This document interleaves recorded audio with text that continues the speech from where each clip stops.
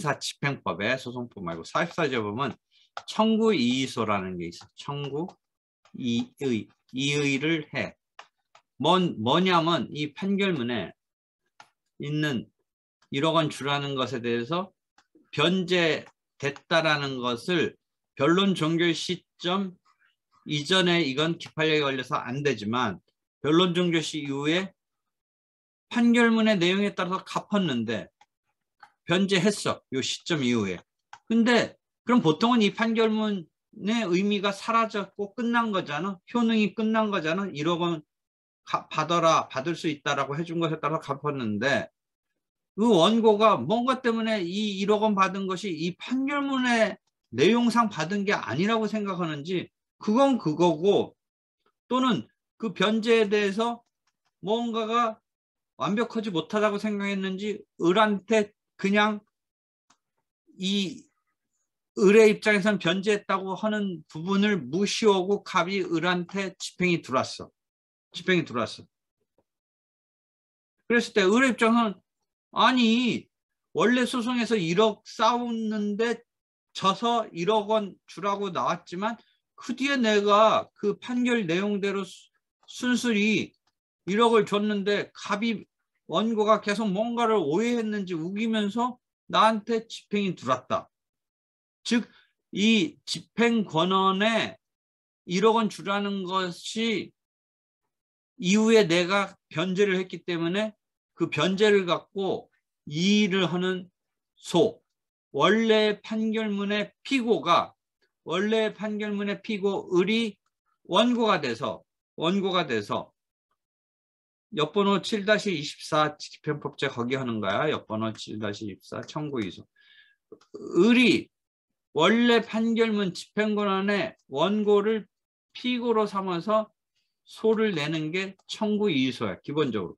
즉 청구이의소는 여러 가지 여러분이 몇 개 집행법에 나오는 소송의 뉘앙스를 생각해봐. 집행문 부여에 대한 이의소. 그건 집행문 부여된 것에 대해서 따지는 소송이야. 그 다음에 제3자 이의소는 뭐냐면 집행 들어온 물건이 채무자 을의 물건이 아니고 제3자인 경우에 제3자 입장에서 이거 그 채무자 물건 아니고 내 물건이요. 사실은 제3자 물건에 한다라는 건 일반적이지 않은데 뭔가 엉켜 있겠지. 채무자와 제3자 사이에 뭐 빼돌릴 수도 있는 거고 뭔가 얽혀 있는 거가 있을 테니까. 그런데 하여튼 제3자 입장에서는 이건 채무자 게 아니고 내 건데 왜 이걸 채무자 거라고 생각해서 집행이 들어왔냐라고 내는 소송이 제3자 이의소야. 제3자 이의소. 지금 이의소 들어가는 게 몇 개 있지. 집행문 부여에 대한 불만을 표출하는 게 집행문 부여에 대해서 이의소. 제3자 이의소는 그 제3자로서 내 물건인데 왜 채무자 물건인 것처럼 요 물건에 대해서 집행하쇼. 이 물건은 내 건입니다. 라고 제3자가 이의를 하는 거야. 자기 물건에 집행이 들어오니까 다급하게 그렇게 하는데 뭐 뭔가 얽혀 있을 거야. 뭐 생으로 뭐 순수하게 제3자 거에 집행 들어갈 일은 없을 테니까. 그 다음에 지금 청구이의소는 본격적으로 배우는데 원고의 집행권한에 나온 청구권에 대해서 집행 단계에서 문제 있다고 삼는 건데 그 청구이의를 할 수 있는 이의권은 언제 거 갖고는 안 돼? 기판력의 시적 범위 때문에 요 변론 종결 시 이전에 발생한 거 갖고는 안 된다 이거야. 요 시점, 이 판결문이 반영한 변론 종결 시점까지의 담긴 내용에 대해서 그 이후에 변론 종결 시점 이후에 시점에서의 문제를 갖고 이의를 하는 거야. 그 이의할 만한 어떤 내용을 갖고, 즉 변제면 변제 등을 갖고 이의를 하는 거야. 이해하겠어? 청구이의소 기본 개념 그런 거야. 일단 그런 거야. 알겠지? 자, 교재 한번 보면서 얘기해보자. 조문은 44조에 있네. 왜 오늘 이걸 하냐면 소송법에서 기판력에서 또는 수시로 어디선가 막 나와. 기본적인 키워드는 변론 종결 시, 시점 관련, 기판력의 시적 범위 이런 거가 선행적으로 키워드로 알고 있어야 돼. 자, 보자. 청구에 관한 이의소는 채무자가 원래의 피고 채무자가 집행권원, 꼭 집행권원은 그 판결문을 갖고 얘기하는데 그 밖에 집행권원이 될 수 있는 게 많이 있지. 좀 이따 또 추가 설명이 필요한데 일단 확정 판결 갖고 얘기하는 거지. 그 내용인 청구권의 그 내용, 청구권이 현재는 언제야?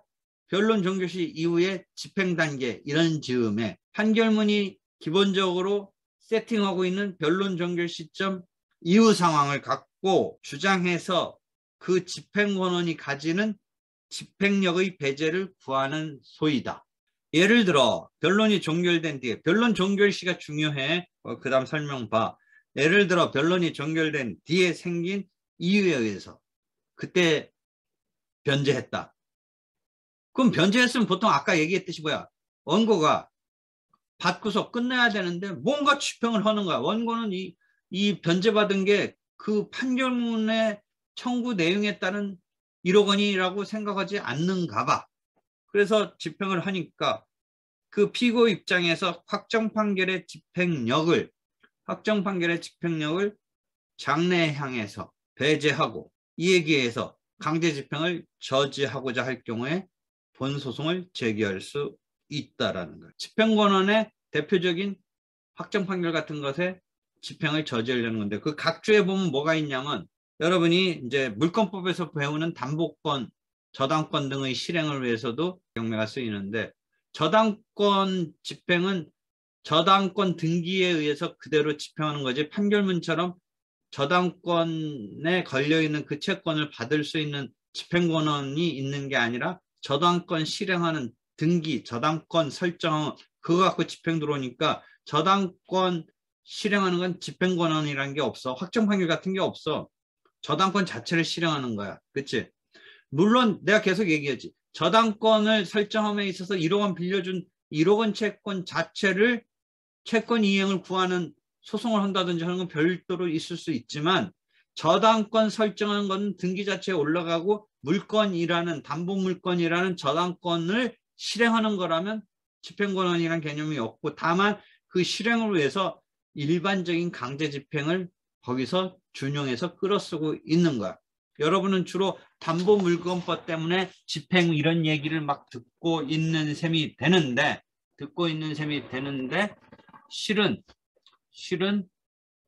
그거는 여기서는 준용해서 강제 경매를 준용해서 쓰고 있는 것이고 집행권원이라는 개념이 거기는 있지를 않고 저당권 자체가 등기부에 올라가서 그 저당권을 실행하는 거고 거기서 혹시 1억 원 저당권 설정하게 된 채권을 직접 청구한다든지 하는 거는 우리가 일반적인 민사소송과 일반적인 집행이라든지 이런 거는 1억 원 채권 자체를 그거 생각해보면 되잖아.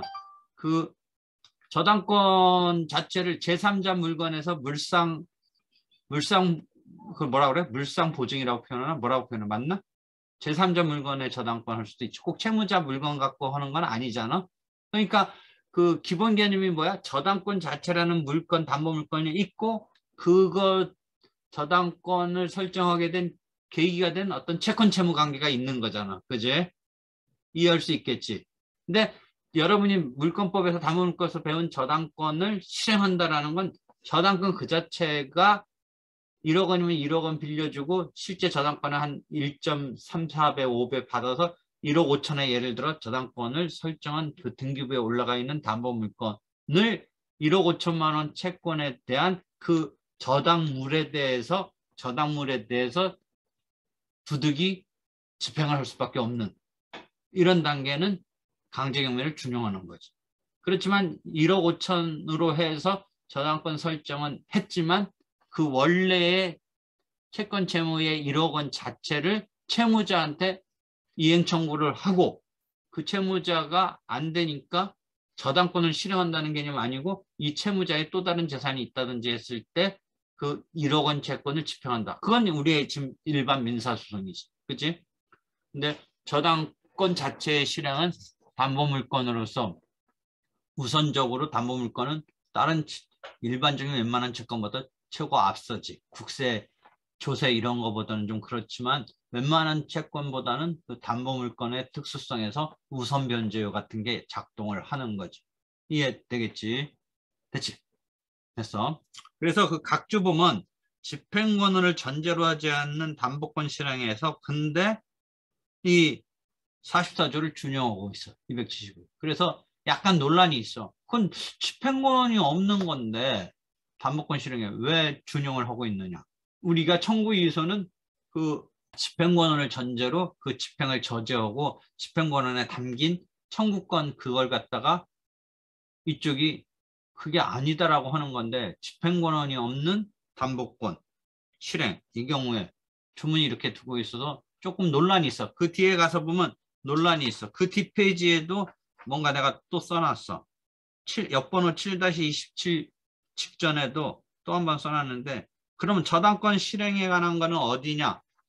역번호 18에 가서 보면 역번호 18 그 부분 가서 저당권이 있는데 여러분은 담보물권법 때문에 이제 이 강제집행도 그거와 연관돼서 여러 가지 관심을 갖게 된 계기가 그런 측면에서도 있는데 여기 가서 역번호 18- 그 부분 가면 있는데 다시 또 논하는데 다만 그래서 일본에서는 이런 준용에 있어서 44조에 해당하는 청구이의소는 준용하고 있지 않다라는 거야.